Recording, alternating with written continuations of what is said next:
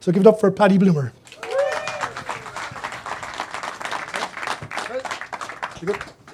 Grant, yes, so I'm Paddy, and I do various things, as previously mentioned. I was studying engineering, I think, whenever I was about 17 or something like that, because I thought that's what I wanted to do. I thought I wanted to, get into that kind of engineering carry on. After a couple of years, I realised that wasn't what I was interested in at all. I switched over, was studying fine art. Microphone. Could you maybe could hear me anyway, could you?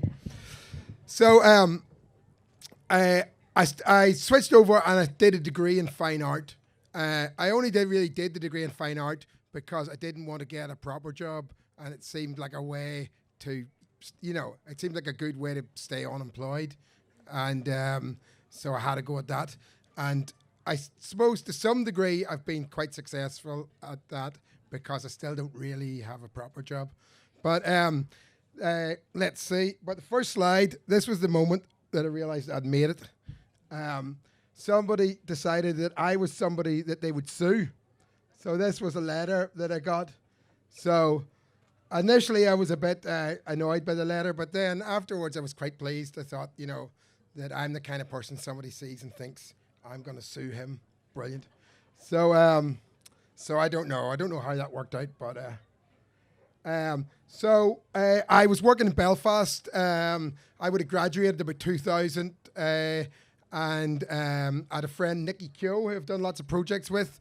And one of the first projects we started working on together was exploring sewers and culverts under Belfast. And there was a few hidden rivers, and we were crawling down, lifting manholes, crawling up pipes, rummaging about and trying to find things.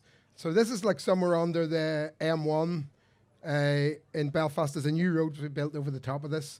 It's off the Blackstaff culvert, and this was, I think, an overflow from a Victorian sewer. And we had a bit of crack in there, but sort of knocked it in the head. We thought it might have been dangerous, fumes and stuff like that. So, but we carried on. We made some artworks in sewers.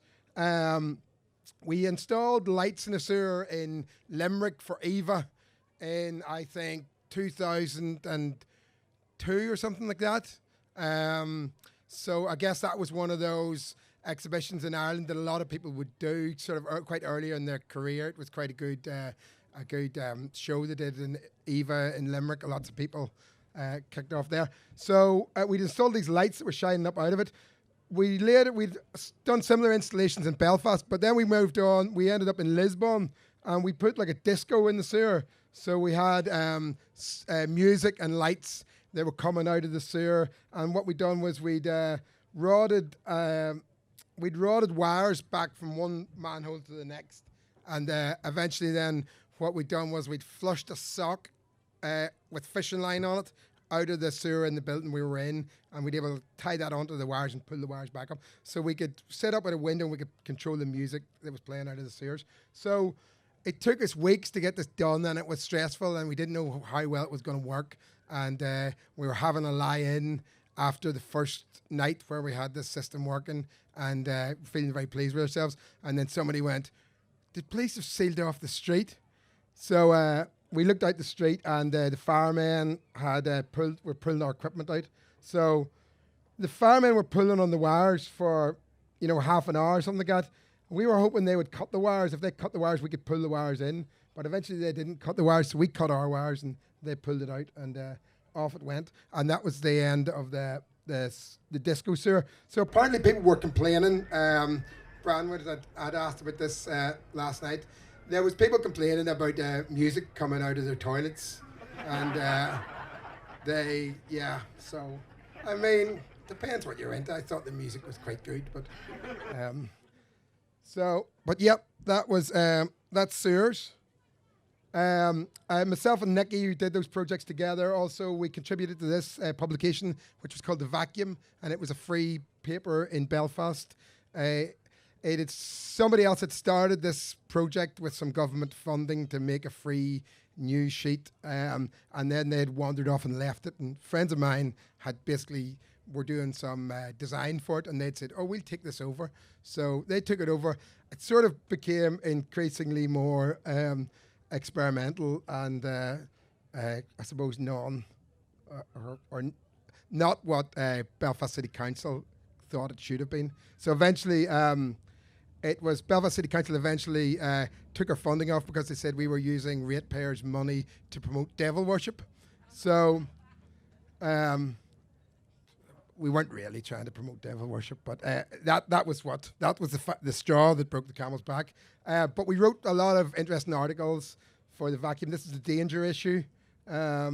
Each issue had a theme, and we had good crack at that. Myself and Nicky, once again, around the same time, we built this boat. So this was the bin boat, and this went to Venice. So there's a big exhibition in Venice called the Venice Biennale, and so the two of us spent 6 months, I think, in a shed in Belfast that was only about the boat's 22 foot long. The shed was 23 foot long, you know, and so we built the boat out of everything that was being dumped around us. We just were pulling back, mostly metal, but anything else we could find, and welding it and joining it together. And we ended up with this boat.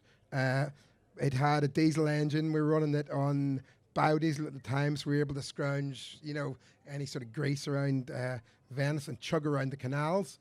It has a nose cone. It's not out there, actually. The wheelbar was automated. We had an electric system that would flip the wheelbar up and flip it down for getting under low bridges. We had a sound system on it. We could play music. We could sleep in the cabin. So we spent 6 weeks traveling around Venice and sort of chatting to the locals and having a bit of crack with it. So it got resurrected a couple of years ago. We took it to Donegal, but it's, you know, it's sort of a shadow of its former self now. The thing with owning boats is, you know, there's a lot of maintenance in them. So I was chatting to another guy who was building a boat recently. Both of us were kind of secretly admitted that we wished our boats would sink because, you know, you want to move on and get on to the next thing, I suppose, and the boats linger around. So so if you hear of a terrible accident where it sank, it might have been planned. I was in Slovenia, did a residency in Slovenia, and I guess I'm always interested in energy and making energy and generating projects or whatever. So this was a system I built on top of a chimney where you could drop a spanner down the chimney, and the spanner would unwind on a string, generate electric, and power a wee radio, and you could sit up in this wicker chair on top of the chimney and listen to the radio. It had an umbrella on it, but the umbrella's blown away. We took this photograph from an airplane. But I climbed up in the middle of the night and installed this on the chimney. And let's see, there's the chimney there. So so we got it in there. It was good crack, you know. So and the other thing with this was I invented the selfie stick for this project because that's me the night I installed it. So that's me taking a photograph of myself in the chair with a selfie stick. So it was like a disposable camera on the end of a pole. But I since discovered that somebody invents a selfie stick, like, you know, but once every decade. Sort of, it's like a recurring new invention that comes back. So it's probably, selfie sticks are as old as cameras, I think. So then we're on to the barn. So you know what the barn looks like. You don't really need this image. That was knocking stocking. I guess, let's see. Oh, I thought there was going to be another picture there. I was doing stuff at festivals and coming and going from festivals, and, you know, I like going there and hanging out with mates, and I like working with people in a group and building stuff and making a new space and getting things under it.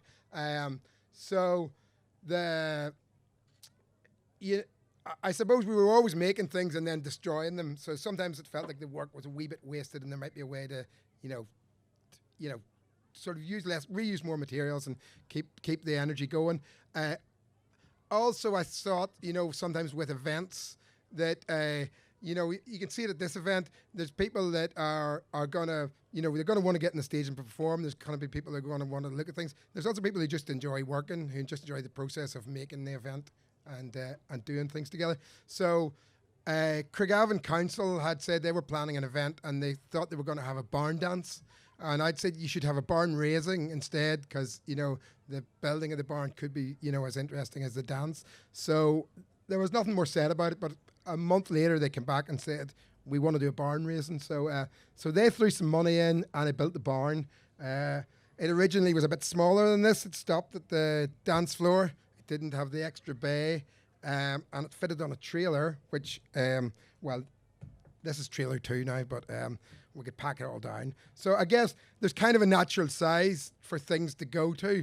You know, I drive a 3.5 ton truck. I can throw a 3.5 ton trailer. You know, there's a so at that stage the barn was sort of as big as I could make it. I've added on now the floor. You know, it's creeping. Things have a tendency to get bigger, and people always want things bigger. And so I suppose with the barn, I'm trying to resist that, and also with a few other things I'm working on. Sometimes it's good to kind of resist that. Things are always having to get bigger. You know, I suppose it's kind of a capitalism thing that you know, things should always be growing and extending. So. We're involved in a venue at Glastonbury. It's an acoustic venue. It's maybe got a capacity for about 150 people or something like that. So, you know, people always say about things, oh, you know, next year it'll be bigger and better. But we had another idea. We said we wanted to make it smaller and worse. And it kind of works, you know. It's a reasonable enough way of doing things. Smaller and worse.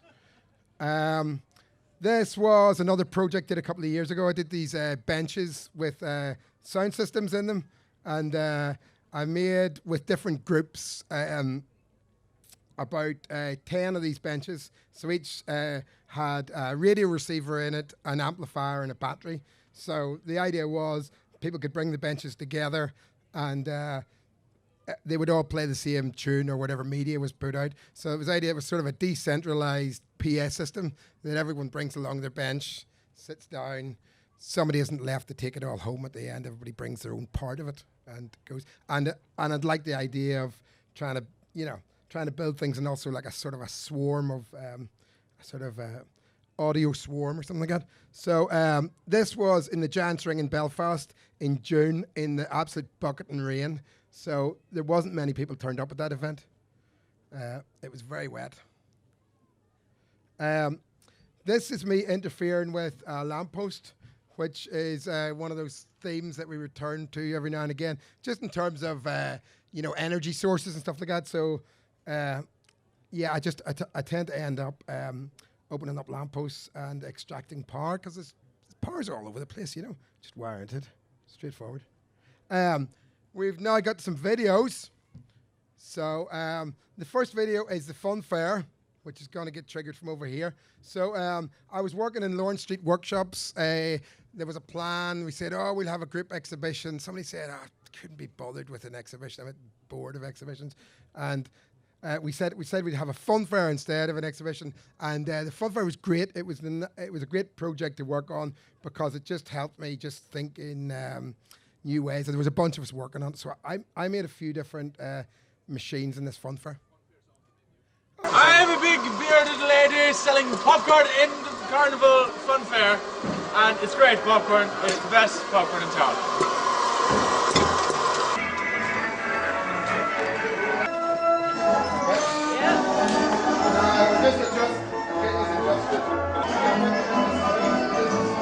Crash, isn't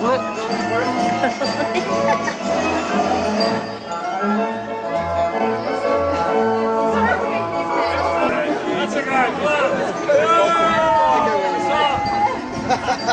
Makes it spend,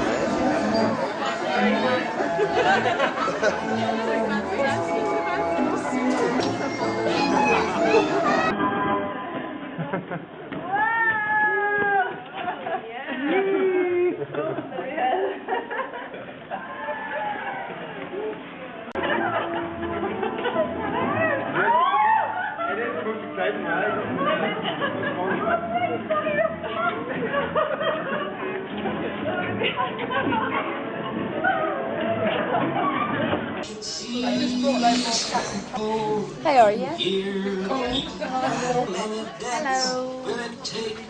I've got the couch. I'll see you in a bit. Yeah, man. Go on some of those around there. They're brilliant.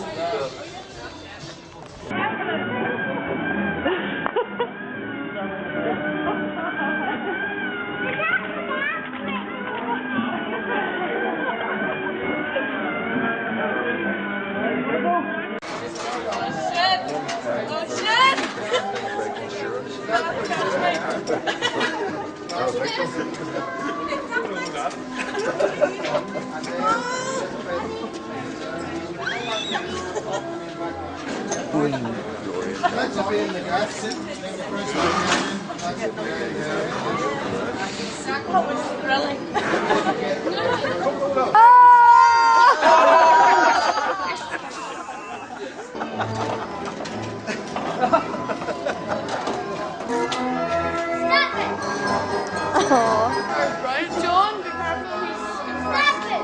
It's meant to be scary.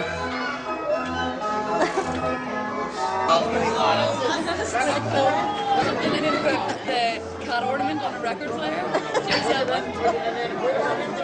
You're sad. God, it's really bad. It was kind of a spider. Shooting a spider, but it went in big. At least.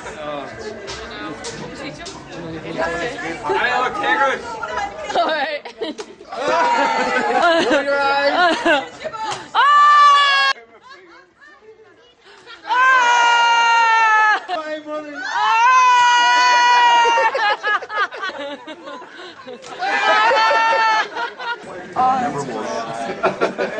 You're such a good shot for that too, every time like this. 2 spins for just a really weak thing. And if they land on bad luck, I didn't have one a big prize already. You know, they've been a big prize, or a decent prize, not really bad. Oh! No.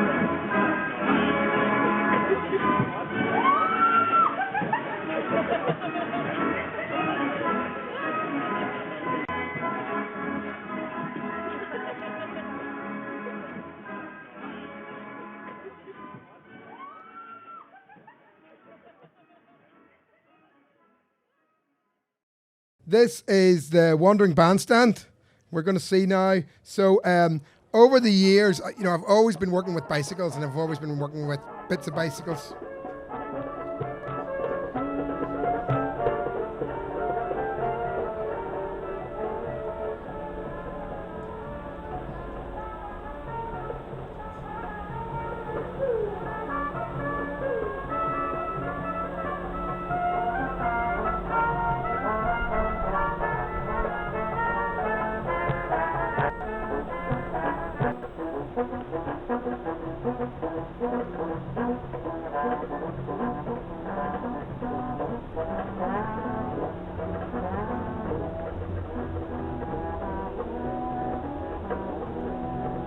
This was at the Giro d'Italia in Belfast. We had it out for it, I think that when I was working with bikes, I was riding bikes, and I was always charging about on bikes. This is probably as big as a bike can get.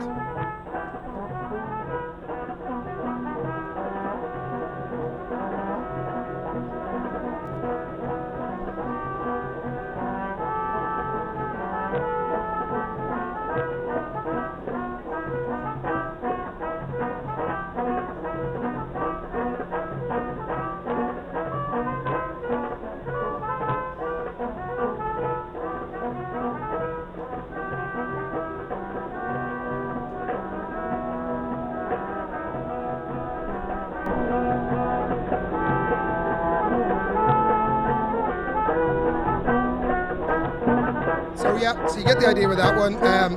So I suppose that type of device now, you know, a lot of cities have these bar bikes, and the sort of I suppose the bar bike kind of wrecks the buzz of it, because usually that means lots of drunk people on a bike shouting and generally being quite annoying. So it's kind of tarnished the large bike. seen, so I haven't done so much of those. What have we got coming up now? Rockets. Okay, yes, right. Well, there was stuff going on. What was it? Like there was some sort of issue with the Northern Ireland agriculture budget. You know, the farmers were claiming subsidies on their acreage, and somebody in Brussels looked at the thing and went, you know, Northern Ireland's only half the size of the acreage we're paying out subsidies on. So all the farmers were told to get their acreage up to the maximum, which meant clearing out weeds and bushes and stuff like that. So they did that by setting fire to the wind bushes. But then they set fire to the wind bushes, and then they blamed children for setting fire to the wind bushes. And then the fire brigade put an advert on TV saying, "Children, stop setting fire to wind bushes." But so it was all very confusing. So I was trying to use the wind bushes in an exciting way to do something good, and also just setting fire to wind bushes is fun because they burn very well. So I built a rocket. So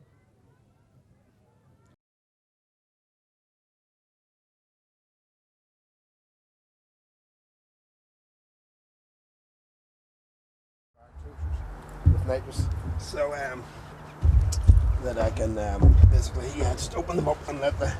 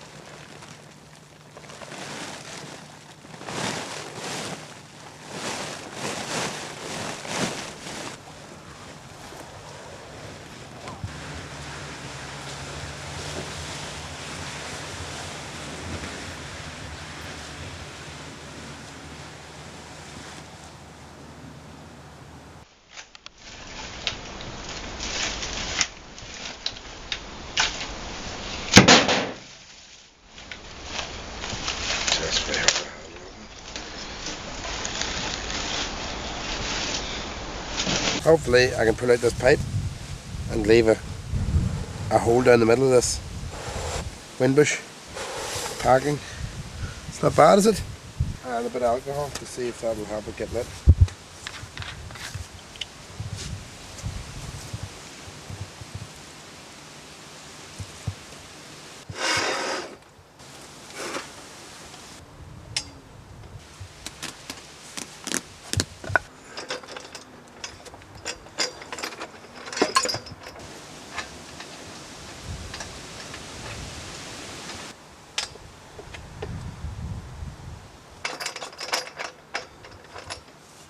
There you go. Do you think it'll break free from these fixings?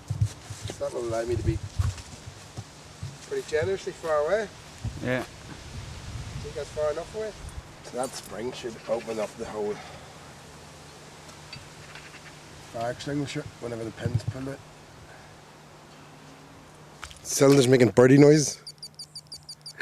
Do you hear it? So it is, yeah, brilliant. New chicks. It's ready to hatch.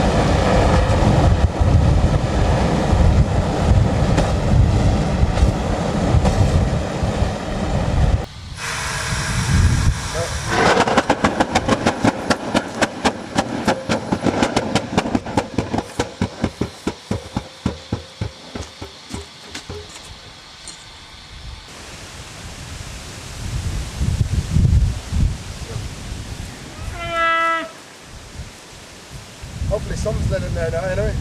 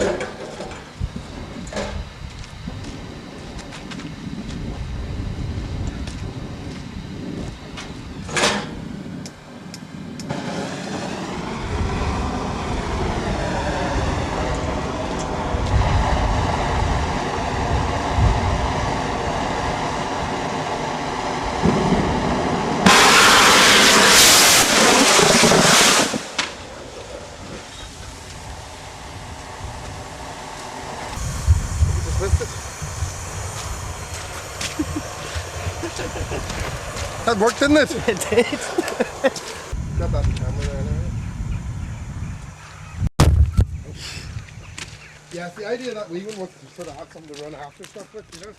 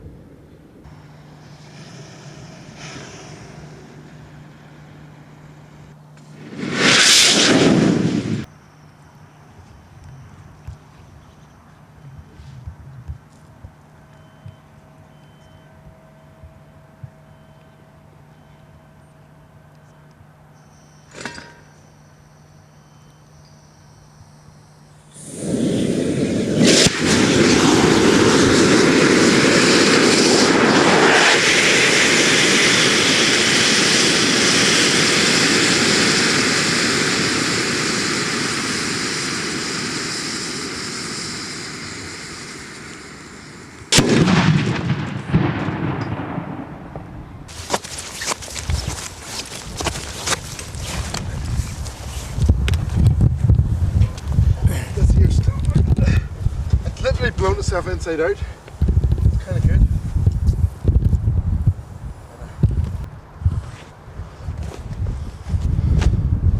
Okay, right, I'll lift this and take it off.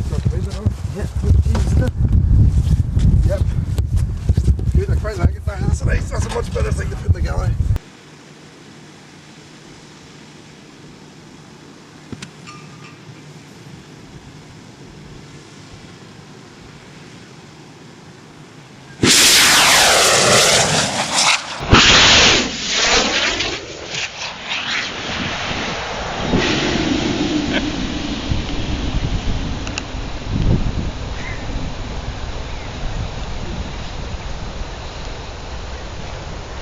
Success.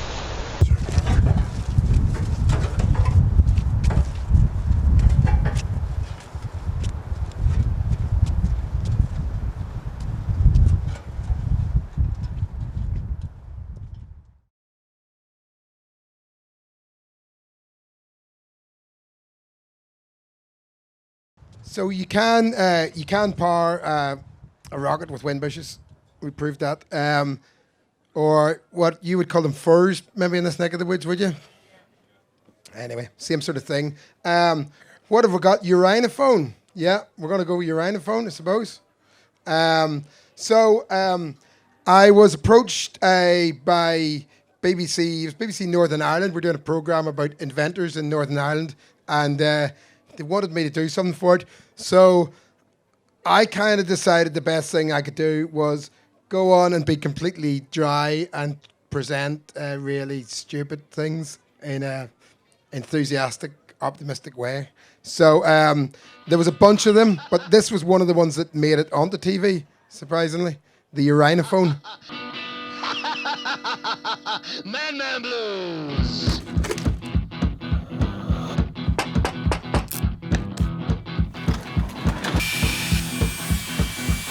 Come home last night about 9 o'clock, got the Man Blues.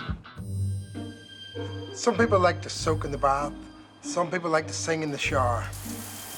But thanks to this next device, it's going to be literally possible to tinkle when you sprinkle. We've all experienced uncomfortable silences at public toilets. This is one easy way to alleviate this. It's fairly standard urinal, except we've added these set of conductive metal tines arranged along a musical scale here, and then they're in turn connected back up to a voltage-controlled oscillator and an audio amplifier.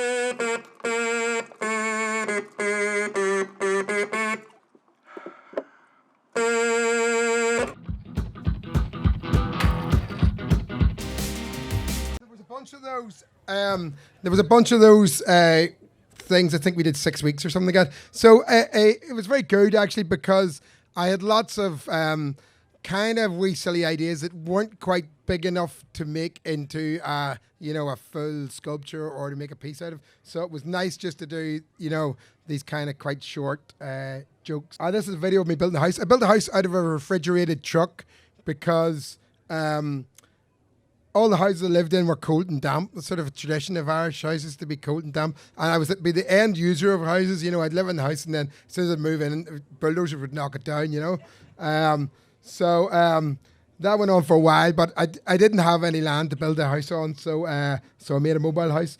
It was quite good. I really enjoyed it. I still live in that house, so I enjoy living in my own space, and I've only got myself to blame. And I suppose I was quite into maybe design at that stage. I kind of thought maybe you could design every problem away. So the house is quite small as well, because it's just easier to manage, easier to heat, easier to move around. So the house is good anyway.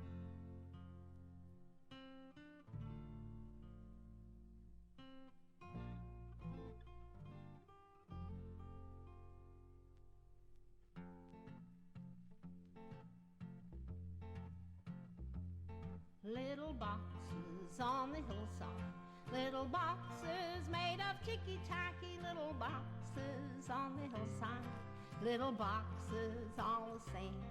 There's a pink one and a green one and a blue one and a yellow one, and they're all made out of ticky-tacky, and they all look just the same. And the people in the houses all went to the university, where they were put in boxes and they came out all the same. And there's doctors and lawyers and business executives, and they're all made out of ticky-tacky, and they all look just the same. And they all play on the golf course and drink their martinis dry, and they all have pretty children, and the children go to school, and the children go to summer camp, and then to the university, where they are put in boxes and they come out all the same. And the boys go into business and marry and raise a family in boxes made of ticky-tacky, and they all look just the same.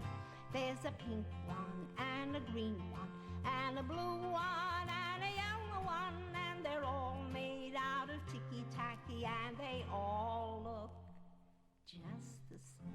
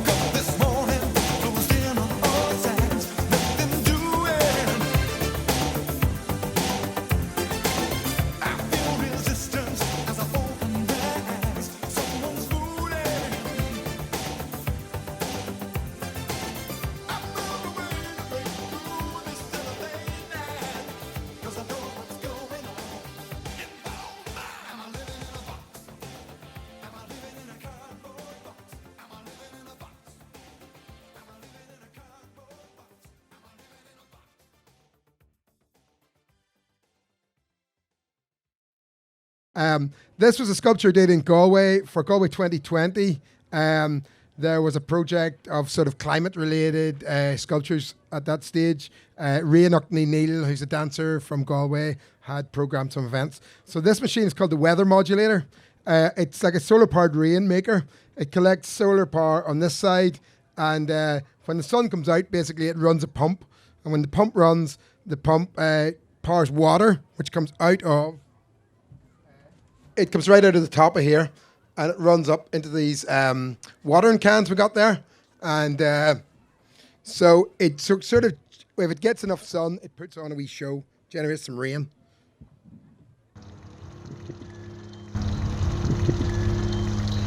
Watering cans fill and get heavy, they tip over then.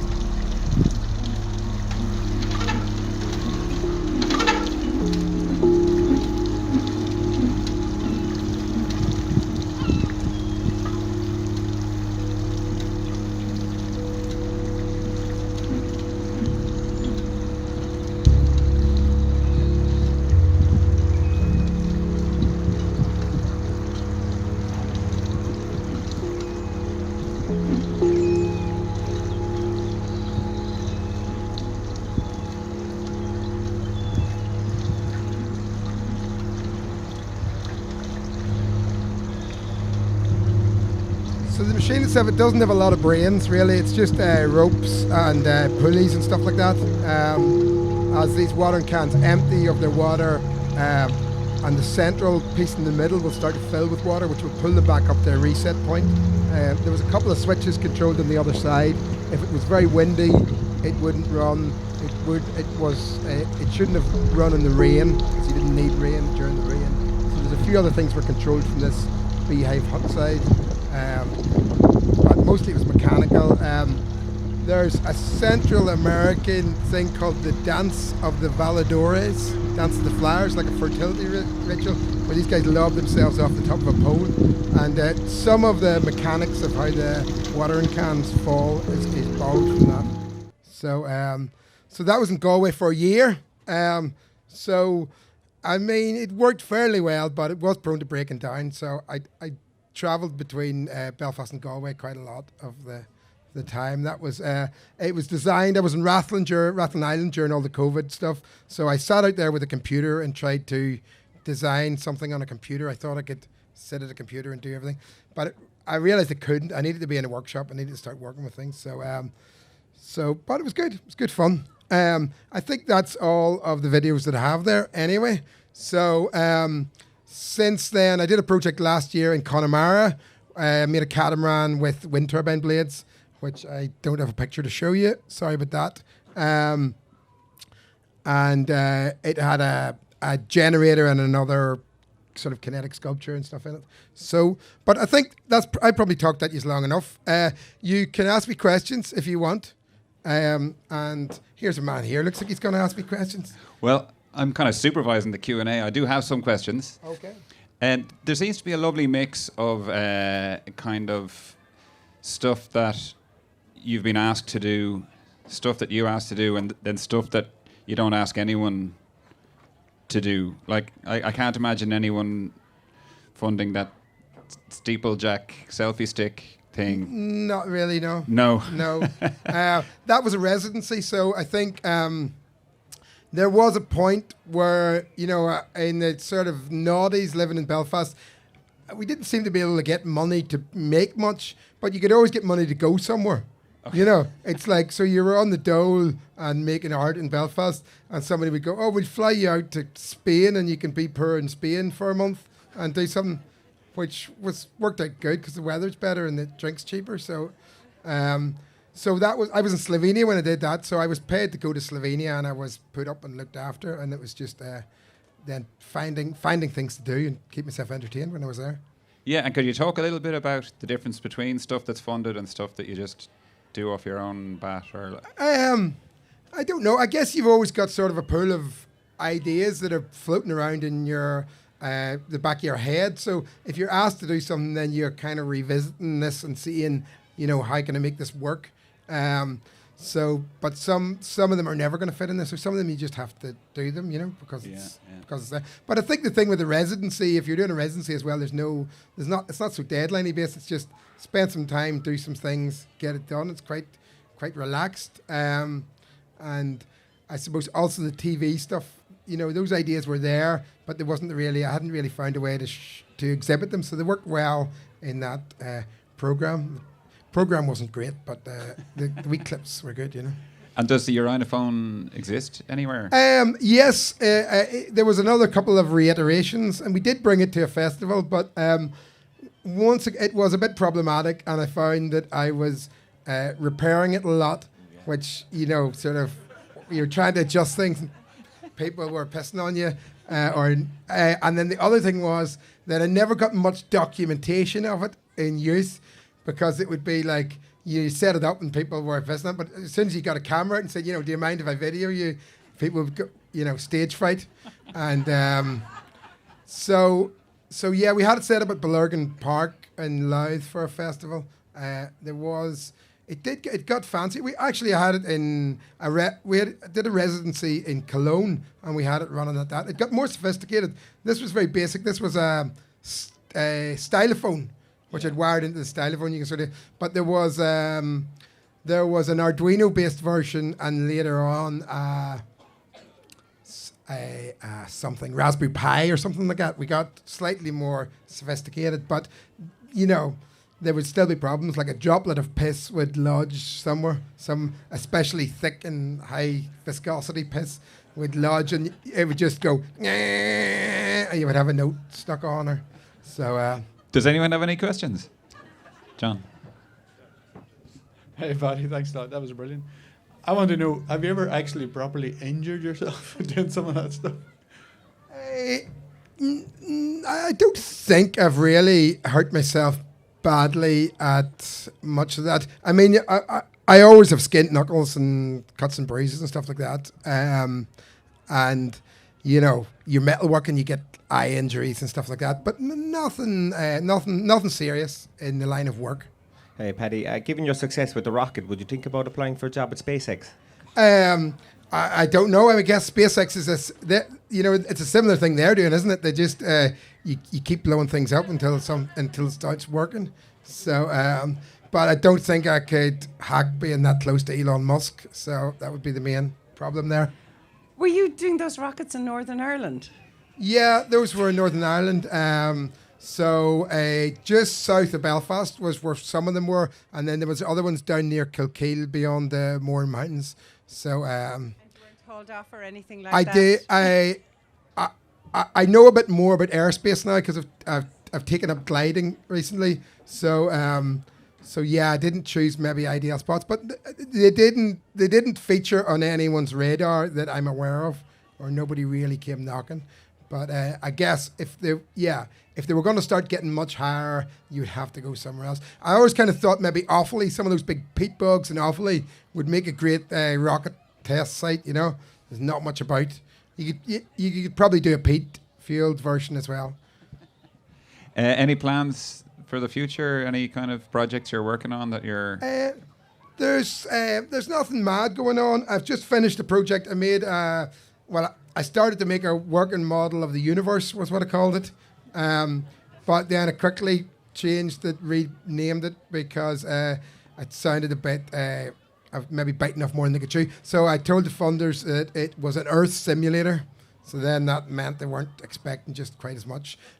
So it was a cyclable planet Earth that you could pedal around a sun, and it had a moon that in turn orbited itself. So you got to experience what it was like to be on Earth for a year.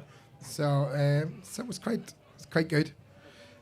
So that's just finished. So I'm sort of off that, and now I'm into summer season. So it's festivals. It's the first festival of the year. So I'm out with the barn. The barn's been on the go about 15 years or something like that. So the barn will go to Beyond the Pale. I'll go to Glastonbury, where a group of Irish people build a bar in Glastonbury. And we've been doing that for, that's been going 25 years or something like that. So I'll go and do that. So there's no major building projects until into the autumn, and the nights get dark and I retreat to my shed again. So, and start to spark up the welder, Any other questions? No, we'll leave it there. Thanks a million, Paddy. That's grand. No bother. Thank you. I've got a chainsaw massager here, which I haven't. I've got another bit of equipment here which I haven't got out yet. So maybe I'll get that out. I suppose after this. It's quite noisy. I didn't want to upset any softly spoken people. But if you hear, if you hear something noisy and smell fumes, it's come over for a massage. Thanks very much, Paddy. And